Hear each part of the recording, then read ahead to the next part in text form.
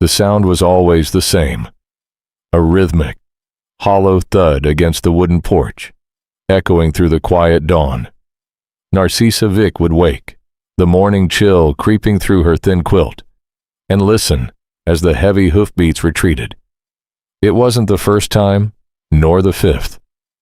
Every morning for a week, a single, smooth, impossibly round stone appeared on her doorstep, brought by a creature no one else dared to approach. The town called him Ruin, a massive, untamable draft horse. But to Narcissa, the stones weren't a threat, they were a message, and she was terrified she was the only one who could understand it. The village of Oak Haven nestled in a valley that seemed to trap the morning mist, giving everything a slightly washed-out appearance. It was a town of practical people, where sentimentality was seen as a luxury, and usefulness was the only currency that mattered. In this environment, Narcissa Vick was a quiet anomaly. At 42, she was widowed, raising her teenage son Anton, on a meager income earned by mending clothes and occasionally helping at the local apothecary. Her life was defined by the worn thread she repaired and the quiet desperation of making ends meet. Anton Tresina, a boy who had inherited his father's broad shoulders and his mother's watchful eyes, spent most of his time helping Dolores Lindblom at the livery stable. It was a place smelling of sweet hay, manure, and leather, a place where the town's horses were boarded and cared for. Among these practical animals was one that defied all expectations. They called him Ruin. He was an enormous Belgian draft horse, his coat a stormy gray that seemed to absorb the light rather than reflect it. He had been left at the stable by a passing merchant who claimed the animal was intractable, dangerous, and touched by something foul. The merchant had paid a month's board and never returned. He's a menace, that one. Dolores, a woman whose face was as weathered as the leather she worked, declared one afternoon. She was watching Ruin pace in his reinforced paddock, his massive hooves kicking up dust. He nearly took Zachary Shoup's arm off yesterday when he tried to feed him. Anton leaned against the fence, a pitchfork in hand. He just seems angry, Mrs. Lindblom. Like he's looking for something. He's looking for a fight, Dolores retorted, spitting a stream of tobacco juice onto the dry earth. If that merchant doesn't come back, I'm going to have to make a tough decision. I can't have a killer on the premises. Narcissa, arriving to deliver a mended heavy winter coat to Dolores, heard the exchange. She watched the horse. Ruin wasn't just pacing. He was moving with a strange, agitated purpose.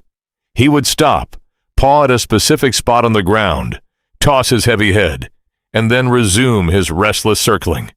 His eyes, large and dark, didn't hold the dull acceptance of most working horses. They were sharp, alert, and filled with a frantic energy.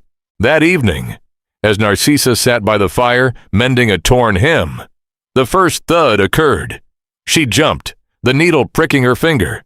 A small bead of blood bloomed on her skin. She waited, heart hammering. Silence followed. Cautiously, she unlatched the front door and peered out into the gloom.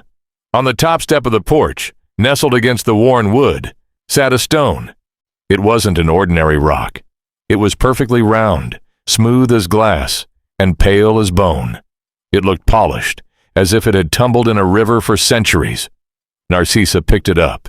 It was heavy, strangely cold, and completely out of place on her dirt path. "Mom, what is it?" Anton called from the small kitchen. "Nothing," she lied, slipping the stone into her pocket. "Just the wind." The next morning, the thud returned. This time, Narcissa was awake. She crept to the window and peered through a crack in the curtains. In the pre-dawn light, she saw him. Ruin. The massive horse was standing by her porch. He lowered his head, a soft clack echoing in the quiet, and then he turned, his huge hooves silent on the soft dirt road as he disappeared back toward the livery. Narcissa opened the door. Another stone, identical to the first. When she visited the apothecary later that day, she casually mentioned the stones to Yvke Griffiths, a woman known for her knowledge of herbs and local lore. Yvke, sorting dried chamomile, frowned. Perfectly round, you say? Pale? Yevke asked, her eyes narrowing. Like river stones. But not? Exactly, Narcissa said. Old tales, Yevke murmured, her voice dropping. My grandmother used to say the earth gives up its secrets when it's disturbed. Sometimes animals sense it. They bring tokens. She looked sharply at Narcissa. Be careful, Narcissa. Things that are buried should usually stay that way. The ominous warning chilled her, but the stones continued to appear. By the end of the week, 7 perfectly round, pale stones sat in a row on her windowsill. They felt like a countdown, a message she was failing to decipher. The town began to whisper. It started with Petrika Bengtsson, the baker, who had seen Ruin wandering near Narcissa's house in the early hours. It ain't natural, Petrika announced over a fresh batch of bread, addressing a small crowd that included Paula Svensson, the town gossip. That beast is drawn to the Vic house. Mark my words, it's an ill omen. Paula's eyes widened with delight. I always thought there was something strange about Narcissa. Too quiet. And that horse. Dolores says it's possessed. The whispers grew into a low hum of suspicion. Oakhaven didn't like anomalies, and a dangerous horse fixated on a quiet widow was enough to disturb their fragile sense of order. Narcissa tried to ignore the stares when she went to the market, but the tension was palpable. She found herself retreating to her small home, finding solace only in her mending, and, strangely, in the growing collection of stones. She began to arrange them on her table, studying them, trying to find a pattern or a meaning in their uniform perfection. Anton, sensing the growing unease, confronted her. Mom, what are those? He asked, pointing to the stones. People are talking. They say that crazy horse from the livery is bringing them to you. Narcissa sighed, setting down her sewing. They are right, Anton. He brings one every morning. Anton stared at her in disbelief. Why? And why are you keeping them? Mrs. Lindblom says he's dangerous. What if he hurts you? He hasn't tried to hurt me, Narcissa said softly, looking at the smooth surfaces. He just leaves them. It feels like he's trying to tell me something. He's a horse, Mom. He doesn't have a message. He's just crazy. Anton sounded frightened, and Narcissa hated causing him distress. The next morning, Narcissa decided to intervene. She woke before dawn, dressed warmly, and waited on the porch. The air was crisp, the sky a bruised purple. Soon, the rhythmic thud of hooves approached. Ruin emerged from the mist, a massive silhouette against the gray light. He saw her and stopped, his ears pinning back slightly. He held something in his mouth. Narcissa stood still, her heart pounding. She remembered the stories of him snapping at Zachary, of his unpredictable anger. But looking at him now, she didn't see malice. She saw exhaustion. The horse looked worn, his coat duller than usual, his movements heavy. It's all right, she whispered, keeping her voice low and steady. I'm not going to hurt you. Ruin snorted, a plume of white breath rising in the cold air. He took a hesitant step forward, then another. He reached the porch and lowered his head. He dropped the stone, the 8th stone, onto the wood. Narcissa slowly reached out. Ruin flinched, but didn't retreat. She picked up the stone and held it out, her palm flat. Thank you, she said. The horse leaned forward, his soft muzzle brushing her hand. The contact was fleeting, barely a touch, but it sent a shockwave through her.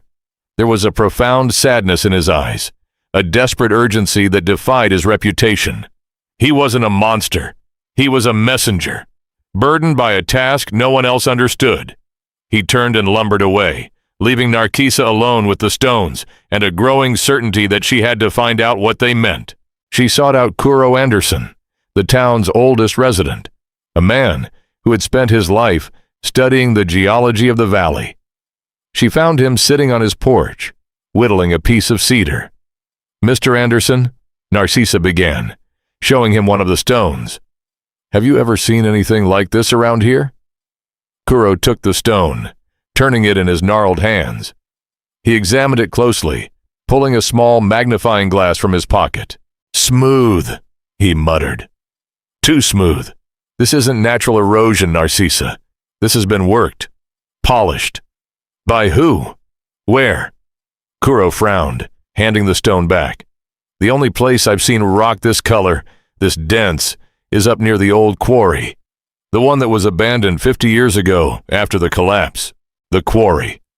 It was a place of tragedy, a scar on the hillside where several men had lost their lives in a sudden cave-in. The town had sealed it off, declaring it unsafe, and time had largely erased its memory. "Why would a horse be bringing me stones from the quarry?" Narcissa asked, more to herself than to Kuro. "Animals have a sense for these things," Kuro said, his voice grave. "Perhaps it's not the quarry itself, but what's near it. The ground up there has been unstable for decades." The puzzle pieces were clicking into place, but the picture they formed was terrifying. Ruin wasn't just pacing. He was distressed. He wasn't bringing her gifts. He was bringing her evidence. The decision to go to the quarry was not one Narcissa made lightly. It was dangerous, forbidden, and deeply unsettling. But the eighth stone sat on her table, a silent accusation. She couldn't ignore it any longer. She didn't tell Anton. She waited until he had left for his shift at the livery, then packed a small satchel with a lantern, some rope, and a sturdy walking stick. The path to the quarry was overgrown, tangled with briars and thick underbrush. As she climbed the hillside, the town of Oakhaven shrank below her, looking peaceful and oblivious to the secrets hidden in the earth above. The ascent was grueling. The air grew thinner, and the silence became oppressive, broken only by the snapping of twigs under her boots. As she neared the site, the landscape changed. The trees gave way to barren rock, scarred by old blasting marks. The entrance to the main shaft of the quarry was partially blocked by a massive pile of rubble, the remnants of the collapse 50 years ago. A rusted warning sign lay face down in the dirt. Narcissa stood at the edge of the rubble, her breath catching in her throat. The air here was different, colder, damper, and carrying a faint, metallic smell. Suddenly, a sound broke the stillness. A low, rumbling whinny. She spun around. Emerging from a copse of scraggly pines was Ruin. He looked even larger up here, a primeval force against the stark rock. He wasn't wearing a halter, and his coat was matted with burrs and sweat. He had followed her. "What are you doing here?" Narcissa whispered, feeling a strange mix of fear and comfort. Ruin didn't approach her. Instead, he walked toward the edge of the rubble pile, near the entrance of the collapsed shaft. He began to paw at the ground, his heavy hooves scraping against the rock. He was focused on a specific spot, a narrow fissure between two massive boulders. Narcissa approached cautiously. "What is it, boy? What's down there?" Ruin stopped pawing and lowered his head, pressing his nose against the fissure. He snorted violently, a sound of deep agitation. Narcissa knelt beside him, shining her lantern into the crack. The beam cut through the darkness, illuminating a steep drop. The fissure widened into a cavernous space below. She shone the light around, trying to make out details. The walls were jagged, the floor uneven. And then the light caught something. It wasn't a stone. It was a glint of metal. She leaned closer, squinting against the glare. The light reflected off a small metallic object resting on a ledge several feet down. It looked like a buckle, or perhaps a tool. Her heart began to race. The quarry had been sealed for 50 years. No one had been up here. Nothing should be down there. She needed to get closer. She tied one end of her rope to a sturdy tree root nearby and carefully lowered herself into the fissure. The rock was cold and slippery, and the air smelled heavily of damp earth and rust. Ruin watched her from above, a silent sentinel, his dark eyes fixed on her descent. She reached the ledge and aimed the lantern at the object. It was a heavy brass buckle, attached to a thick, rotted piece of leather. It looked like part of a harness. She reached out and brushed away the dirt covering it. As she did, the dirt shifted, revealing more. It wasn't just a buckle. It was attached to a strap, which was attached to something larger, something buried in the loose rock and soil. Narcissa began to dig with her hands, her fingers scraping against the rough stones. The dirt was loose, as if it had recently settled. She dug faster, a sense of dread pooling in her stomach. The light from the lantern illuminated a smooth, pale shape beneath the dirt. For a moment, she thought it was another stone, larger than the others. But as she cleared away the debris, she realized it wasn't a stone at all. It was bone. A skull, massive and undeniable, resting in the darkness. Narcissa scrambled back, her breath coming in ragged gasps. She scrambled up the rope, her hands trembling, pulling herself out of the fissure and collapsing onto the ground beside Ruin. The horse lowered his head, nudging her gently with his muzzle. He wasn't aggressive. He was mourning. The stones, they weren't just rocks. They were markers. They were pieces of the very earth that hid this secret. Ruin hadn't brought them as gifts. He had brought them as evidence of a grave. But whose grave? And why was Ruin the one to find it? She sat in the dirt, the cold seeping into her bones, trying to process what she had found. The town had forgotten this place, written it off as a tragic accident. But the evidence before her suggested something else. This wasn't an ancient collapse. The dirt was too loose. The harness, too intact. This was recent. She looked at Ruin. "You know, don't you?" she whispered. "You were here." The horse merely blinked, his deep eyes reflecting the stark landscape. Narcissa didn't go to the authorities. Not yet. She needed to understand what she was dealing with before she brought the town's scrutiny down upon her. The people of Oakhaven were quick to judge and slow to believe anything that disrupted their quiet lives. She descended the hill. The image of the massive skull burned into her mind. She needed to know more about the merchant who had left Ruin at the livery. She found Dolores Lindblom in her office, a cramped room smelling of leather oil and stale coffee. "Dolores, I need to ask you about the man who left Ruin," Narcissa said, closing the door behind her. Dolores looked up, surprised by the intensity in Narcissa's voice. "What about him? Shifty fella. Didn't give a name, just paid the month and vanished." "Did he say where he was coming from? Or where he was going?" Dolores frowned, leaning back in her creaky chair.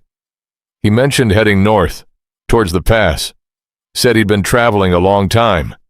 Had a heavily loaded wagon, drawn by a pair of bays.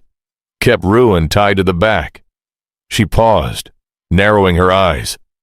"Why the sudden interest, Narcissa?" "I think the horse is trying to tell us something," Narcissa said carefully. "I think something happened before the merchant got here." Dolores scoffed. "He's a horse, Narcissa, not a witness. He's mean because he's been mistreated, that's all." Narcissa knew she couldn't convince Dolores without proof. She needed to find out who the merchant was and what he had been hauling. She went to Adriana Schiaparelli, the town clerk, a woman who kept meticulous records of everyone who passed through Oakhaven. Adriana was notoriously difficult, demanding precise forms and proper procedure for the simplest requests. "I'm looking for a record of a merchant who passed through about a month ago," Narcissa asked, trying to sound casual. "He would have paid the toll at the south gate." Adriana pushed her glasses up her nose and sighed. "Name? I don't have one. He had a large wagon and a pair of bays, trailing a large gray draft horse." Adriana tutted, pulling a heavy ledger from a shelf. "That is highly irregular, Mrs. Vick. I cannot just search by description. Please, Adriana, it's important." Grumbling, Adriana opened the ledger and began tracing her finger down the columns of the previous month. After several agonizing minutes, she stopped. "Here, a man named Elias Vance paid the toll for a wagon and 3 horses, declared his cargo as mining equipment and salvage." Mining equipment and salvage. The words chilled Narcissa. She thanked Adriana and hurried out. She needed to go back to the quarry. She found Anton near the apothecary and pulled him aside. Anton, I need you to cover for me this afternoon. Tell Mrs. Lindblom I had an urgent errand." Anton looked concerned. "Mom, where are you going? You look pale." "I'll explain later. Just, please, trust me." She packed her satchel again, adding a small shovel this time. The climb seemed even steeper, her anxiety weighing her down. When she reached the quarry, ruin was nowhere to be seen. The silence was absolute. She tied the rope, lowered herself into the fissure, and approached the ledge where she had found the skull. Taking a deep breath, she began to dig carefully with a small shovel. The dirt was still loose, easily giving way. She worked for an hour, the damp air clinging to her skin, the only sound the scraping of metal against stone. Slowly, the shape beneath the dirt revealed itself. It wasn't a human grave. It was the skeleton of another horse. It was massive, the bones thick and heavy. The leather harness she had found was attached to the remains, suggesting the animal had been buried while still in its tack. Narcissa sat back, wiping the sweat from her forehead. This didn't make sense. Why would someone bury a horse in an abandoned quarry? And why would ruin care? She continued to dig, clearing the dirt around the ribcage. Her shovel struck something hard that didn't sound like bone. It sounded like metal. She dug faster, her heart hammering. Beneath the ribcage, partially crushed by the weight of the rocks and dirt, was a heavy iron strongbox. It was locked with a thick padlock, rusted but intact. The box itself was battered, showing signs of having been dropped or thrown. She stared at the box, the pieces finally coming together. Elias Vance, the merchant, hadn't just been hauling salvage. He had been hauling something valuable, something he was willing to kill for. The other horse had likely been injured, perhaps in an accident while trying to navigate the treacherous path to the quarry. Vance, needing to hide his illicit cargo quickly, had dumped the strongbox into the fissure, buried the injured horse to hide the evidence, and fled with Ruin. Ruin hadn't been angry. He had been traumatized. He had witnessed the death of his companion, the burial of the box, and the betrayal of his owner. The stones he brought to Narcissa were a desperate attempt to draw attention to the grave, to the secret buried on the hillside. She couldn't open the box here. She needed help. She scrambled out of the fissure and ran down the hill, her legs burning, her breath ragged. She burst into the livery, startling Dolores and Anton. "Dolores! Anton! I need you to come with me!" she gasped, her face streaked with dirt. "Right now!" "Narcissa! What in heaven's name?" Dolores demanded, dropping a bridle. "I found out why Ruin is acting the way he is. I found what the merchant buried." Her urgency was undeniable. Dolores grabbed a rifle from the wall, and Anton grabbed a heavy iron pry bar. They followed Narcissa back up the grueling path to the quarry. When they reached the fissure, Narcissa led them down. Dolores shone a powerful lantern into the darkness, illuminating the skeletal remains and the iron strongbox. "Sweet Mother of Mercy," Dolores whispered, her tough exterior crumbling. "Is that—" "The other horse," Narcissa confirmed. "The merchant buried it here, and this box." Anton stepped forward, the pry bar in his hand. He wedged the flat end under the padlock and heaved. The old metal groaned, then snapped with a sharp crack. They hauled the heavy box out of the fissure, grunting with the effort, and set it on the ground near the rubble pile. Narcissa took a deep breath and opened the lid. The box was filled with raw, uncut gems. Emeralds, sapphires, rubies.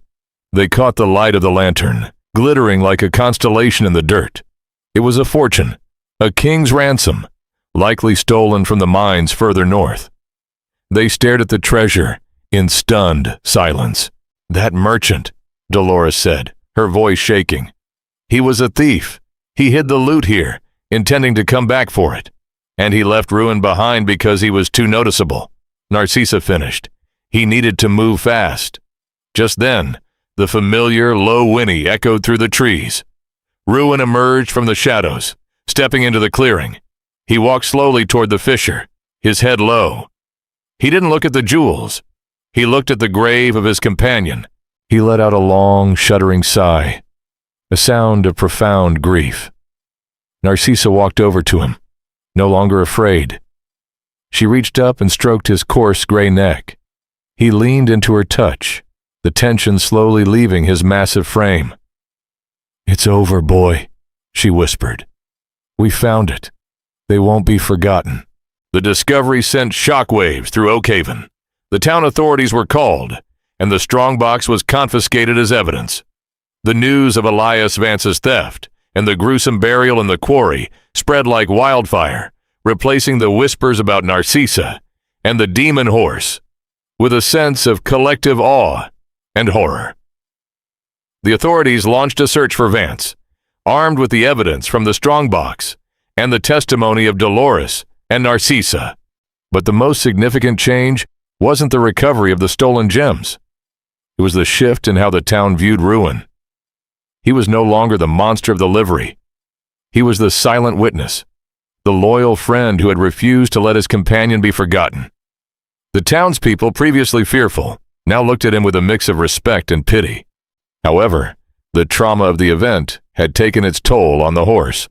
While he no longer paced frantically or acted aggressively, he remained withdrawn, listless, and deeply depressed.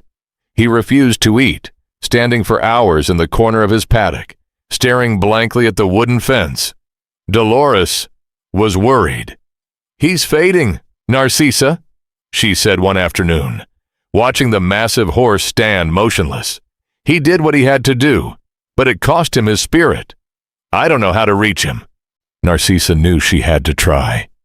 The bond they had formed over the stones, the silent communication they shared, gave her a responsibility she couldn't ignore. She began spending hours at the livery. She didn't try to force interaction. She simply sat near his paddock, mending clothes, reading, or just being a quiet presence. She started bringing him apples, leaving them on the fence rail. At first, they rotted untouched. But one crisp morning, she arrived to find the apple gone. It was a small victory, but it gave her hope. She continued the routine, gradually moving closer, talking to him in a low, soothing voice. She told him about her day, about Anton, about the changing seasons. She spoke not to a beast, but to a creature who had experienced profound loss and betrayal. One afternoon, as she was sitting on a hay bale near his stall, Ruin slowly approached. He stopped a few feet away, his head lowered, watching her intently. Narcissa held out a hand, palm flat. She didn't move, barely breathing. Ruin took a hesitant step forward. He reached out, his soft muzzle brushing her palm, just as he had done on her porch weeks ago. This time, the contact lingered. He let out a long, ragged breath, closing his eyes. Narcissa gently stroked his nose, feeling the coarse hair and the warm breath against her skin. "I know," she whispered. "I know." It was a turning point. Over the next few weeks, Ruin slowly began to engage with the world again. He started eating regularly, his coat regaining some of its luster. He allowed Anton to groom him, standing patiently while the boy brushed out the tangles in his mane. He even began to show a protective streak toward Narcissa. When she visited the livery, he would follow her along the fence line, a massive, silent guardian. The town noticed the change. The demon horse was becoming a fixture, a testament to resilience and the unexpected bonds that can form in the wake of tragedy. Patrika Bengtsson, who had once declared him an ill omen, brought a special batch of oatcakes to the livery. "For the hero," she said. Her cheeks flushed, refusing to look directly at the horse. Even Paula Svensson, the town gossip, found herself with nothing negative to say, shifting her focus to the ongoing search for Elias Vance. Narcissa, too, had changed. The quiet, overlooked widow had become the woman who had solved the mystery of the quarry, the one who had understood the silent plea of a desperate animal. She no longer felt like an anomaly. She felt like an integral part of the community, respected for her intuition and courage. The stones, the smooth, pale markers, no longer sat on her table as a chilling mystery. She had taken them back to the quarry, placing them carefully around the fissure, a small monument to the horse that had been lost and the horse that had remembered. Spring arrived in Oakhaven, painting the valley in vibrant shades of green and chasing away the lingering chill of winter. The town felt lighter, the burden of the hidden secret lifted from its collective shoulders. Word finally arrived that Elias Vance had been apprehended near the northern border. The evidence from the strongbox was enough to ensure he would spend the rest of his life behind bars. The stolen gems were returned to their rightful owners, and the town received a substantial reward for its role in their recovery. The town council, after much debate, decided to use the reward money to establish a permanent memorial at the quarry, honoring the lost miners and acknowledging the strange events that had finally brought the truth to light. They also made a surprising decision regarding Ruin. Dolores had received a letter from the authorities stating that since Vance was a convicted felon, his property, including the horse, was forfeit. The town council, recognizing the horse's role in the discovery, voted to officially purchase him from the state and place him in Dolores's care permanently. It was a cause for celebration. On a bright Tuesday morning, a small gathering took place at the livery. Narcissa, Anton, Dolores, Kuro Anderson, and several other townspeople stood near Ruin's paddock. The horse, looking healthier and more alert than ever, stood calmly, a faint breeze rustling his dark mane. The mayor, a usually pompous man who seemed genuinely moved by the occasion, read a brief proclamation, officially transferring ownership of Ruin to the town of Oakhaven, with Dolores as his primary caretaker. The crowd applauded politely, but the true celebration was quieter. Narcissa walked up to the fence. Ruin immediately approached, resting his heavy head over the top rail, seeking her touch. She stroked his neck, feeling the strong muscles and the steady rhythm of his breathing. "He looks good, Narcissa," Dolores said, leaning against the fence beside her. "You did this. You brought him back." "We did it together," Narcissa replied, her eyes not leaving the horse. "He just needed someone to listen." Anton joined them, offering Ruin a carrot, which the horse took gently. "He's a good boy, Mom," Anton said, a wide smile breaking across his face. "He is," Narcissa agreed. The events of the past few months had reshaped their lives. The fear and suspicion that had once surrounded the massive horse had been replaced by a profound respect. He was no longer Ruin, the dangerous outcast. He was a symbol of quiet strength and enduring loyalty. As the crowd dispersed, returning to their daily routines, Narcissa lingered by the paddock. She thought about the morning she had woken to the rhythmic thud on her porch, the fear of the unknown, and the terrifying descent into the quarry. It had all started with a stone, a simple silent plea for help from a creature unable to speak. It had led her to uncover a crime, to right a terrible wrong, but more importantly, it had led her to a connection she had never expected. The massive, intimidating draft horse had recognized something in her, perhaps her own quiet isolation, her own willingness to look beyond the surface. She had found a friend in the most unlikely of places, and in doing so, she had found a new sense of purpose within herself. She was no longer just the widow who mended clothes. She was the woman who had heard the silent voice of the unheard. Ruin let out a soft snort, nudging her shoulder gently. She leaned her head against his neck, the warmth of his body seeping into her. The morning mist had fully lifted, the valley bathed in golden sunlight. The stones were gone from her porch, replaced by the steady, comforting presence of the horse who had brought them. The mystery was solved, the danger past. What remained was a profound bond, forged in silence and truth, a testament to the fact that sometimes the most important messages are delivered without a single word. Narcissa's journey with Ruin shows us that true connection often lies beneath the surface, waiting for someone brave enough to listen. What did you think of their incredible bond and the mystery they uncovered together? Let me know your thoughts in the comments. If this story moved you, please give it a like, share it with your friends, and subscribe for more emotional and inspiring tales.